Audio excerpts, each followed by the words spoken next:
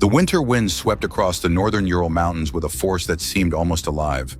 It was the kind of wilderness that could erase footprints within minutes and swallow entire expeditions without leaving a trace. In the early months of 1959, 9 experienced hikers entered this frozen landscape. They were young, intelligent, and determined. Most were students or graduates of the Ural Polytechnic Institute. They were skilled outdoorsmen with extensive training in winter survival. None of them would return. What happened on a remote mountainside, later known as Dyatlov Pass, would become one of the most enduring mysteries of the 20th century. More than 6 decades later, investigators, scientists, journalists, and amateur researchers continue to debate the events that unfolded during a single winter night in one of the most isolated places on Earth. This is the story of the Dyatlov Pass Incident. In January 1959, a group of 10 hikers set out on a challenging expedition through the northern Ural Mountains in what was then the Soviet Union. The trip was classified as a Grade 3 hiking route, the highest level of difficulty available at the time. The expedition was led by 23-year-old Igor Dyatlov, an experienced engineering student known for his organizational skills and passion for outdoor exploration. The group consisted primarily of fellow students and graduates from the Ural Polytechnic Institute. They included Zinaida Kolmogorova, Yuri Doroshenko, Rustem Slobodin, Lyudmila Dubinina, Alexander Kolovatov, Georgy Krivonishenko, Semyon Zolotaryov, Nikolai Thibault-Brignol, and Yuri Yudin. Their objective was ambitious but not unusual for people with their level of experience. They planned to travel deep into the northern Urals, ski across remote terrain, and eventually reach Mount Atorton. The region was largely uninhabited. Dense forests covered the lower elevations, while barren slopes and powerful winds dominated the higher ground. Temperatures frequently dropped below -30 degrees Celsius. As the expedition began, everything appeared normal. The group traveled by train and truck before continuing on skis into the wilderness. They documented their journey with photographs and diary entries. The images show smiling faces, camp preparations, and moments of camaraderie. They appeared confident and in good spirits. One member of the expedition would unknowingly become the sole survivor. Yuri Yudin developed severe joint pain shortly after the journey began. Realizing he could not continue, he turned back on January 28th and returned home. It was a disappointing decision at the time, but one that ultimately saved his life. The remaining 9 hikers continued deeper into the mountains. By February 1st, they were approaching the area near Kholat Syakhl, a mountain whose name in the local Mansi language has often been translated as Dead Mountain. The name would later become deeply associated with the tragedy. Weather conditions had deteriorated significantly. Strong winds reduced visibility, and snow drifted across the slopes. Evidence suggests the group may have lost their intended route and drifted west of their planned path. Rather than descending into the shelter of nearby forests, they chose to establish camp on an exposed slope of Kholat Syakhl. The decision has been debated for decades, but many researchers believe Dyatlov intended to maintain altitude and avoid losing progress. As evening approached, the group pitched their tent on the mountainside. It would be the last campsite they ever established. Back home, friends and family expected a telegram from the hikers once they completed their route. When no message arrived, concern began to grow. Initially, there was little alarm. Delays were common during difficult winter expeditions. But as days passed, relatives demanded action. On February 20th, search teams were finally organized. Volunteer students, rescue workers, and military personnel began combing the region. 6 days later, searchers made a discovery that immediately suggested something had gone terribly wrong. The tent had been found. It was partially buried beneath snow on the slope of Kholat Syakhl. At first glance, the campsite appeared abandoned. Then investigators noticed something disturbing. The tent had been cut open from the inside. Instead of using the entrance flap, the occupants had slashed through the fabric and apparently exited into the freezing darkness. Even more puzzling was what they left behind. Inside the tent were boots, coats, food supplies, cameras, personal belongings, and equipment. Many essential winter survival items remained exactly where they should not have been. Whatever caused the hikers to leave, it appeared to have happened suddenly. Investigators followed footprints leading away from the campsite. The tracks suggested several people had descended the slope toward a forest approximately 1.5 kilometers away.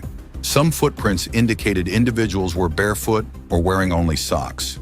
The temperature that night may have fallen below minus 25 degrees Celsius.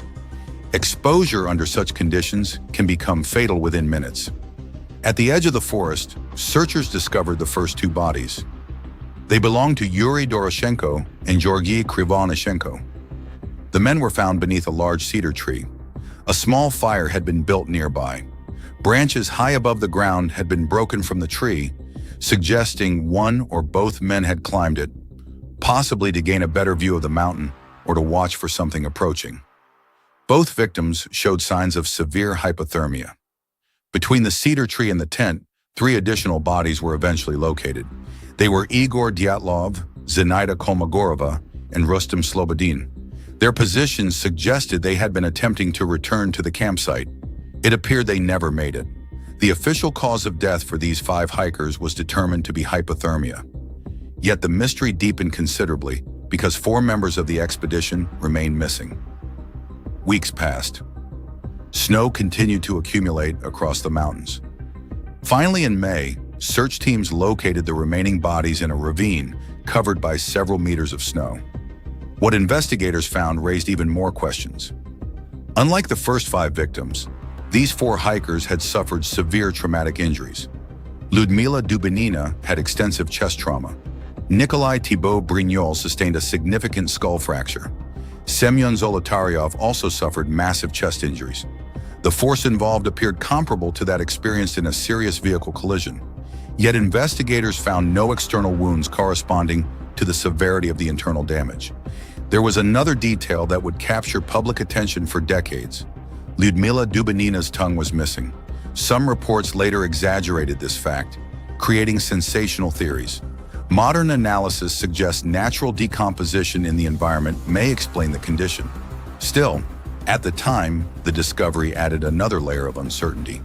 The investigation struggled to produce a coherent explanation. There was no evidence of a large-scale fight. There were no signs of other human footprints near the campsite. The Mansi people, who lived in the broader region, were briefly considered as possible suspects. Investigators quickly dismissed the idea due to lack of evidence. The hikers' cameras and diaries offered valuable clues, but no definitive answers. One photograph, taken near the end of the expedition, shows a snowy landscape fading into darkness. For many observers, it became one of the last visual records of the group before disaster struck. As investigators continued their work, additional rumors emerged. Some witnesses reported seeing glowing orange spheres in the sky around the time of the incident. Military activity in remote Soviet regions fueled speculation. Others pointed to traces of radiation reportedly detected on some clothing items. The combination of strange injuries, unexplained circumstances, and limited evidence created fertile ground for speculation. Eventually, Soviet authorities closed the investigation. The official conclusion stated that the hikers died because of a compelling natural force. The wording was vague. No further explanation was provided. For decades, the case remained largely inaccessible to the public. When information eventually became available, countless theories emerged. Some believed an avalanche had forced the hikers to abandon their tent. Others suggested military weapons testing, secret government experiments, infrasound, katabatic winds, or even attacks by unknown creatures. Many of these theories gained popularity because the available evidence seemed incomplete. However, modern scientific research has increasingly focused on natural explanations. One of the most significant developments occurred in the 21st century when researchers revisited the avalanche theory. For years, critics argued that an avalanche was impossible because the slope appeared too shallow and the tent remained relatively intact. Later studies suggested a different possibility. Rather than a massive avalanche, a delayed slab avalanche may have occurred. In this scenario, a section of compacted snow above the campsite became unstable after the hikers cut into the slope while pitching their tent. Hours later, the snow collapsed. Even a relatively small slab could have caused injuries and convinced the hikers that remaining inside the tent was too dangerous. Faced with darkness, high winds, and fear of additional snow movement, they may have exited quickly through the tent wall. Once outside, conditions could have rapidly spiraled out of control. The hikers descended toward the forest seeking shelter. Separated from equipment and exposed to extreme cold, they attempted to survive. Some built a fire. Others tried returning to the tent. Several likely succumbed to hypothermia. The remaining group may have constructed a snow shelter in the ravine, where structural collapse or impacts from snow and ice contributed to the severe injuries later observed. In 2019, Russian authorities reopened the case for review. After examining available evidence, investigators announced their conclusion in 2020. They determined that an avalanche combined with hypothermia was the most probable explanation. Not everyone accepted the findings. Some researchers continue to debate aspects of the evidence and question whether every detail has been fully explained. Yet the modern consensus among many scientists increasingly favors natural causes rather than extraordinary explanations. Even so, the Dyatlov Pass Incident remains compelling because it represents a perfect convergence of isolation, extreme weather, limited evidence, and human tragedy. 9 experienced hikers entered the mountains with confidence and preparation. Something happened during a single winter night that forced them from the safety of their tent into one of the harshest environments on Earth. The exact sequence of decisions and events may never be known with complete certainty. The mountains kept many of their secrets.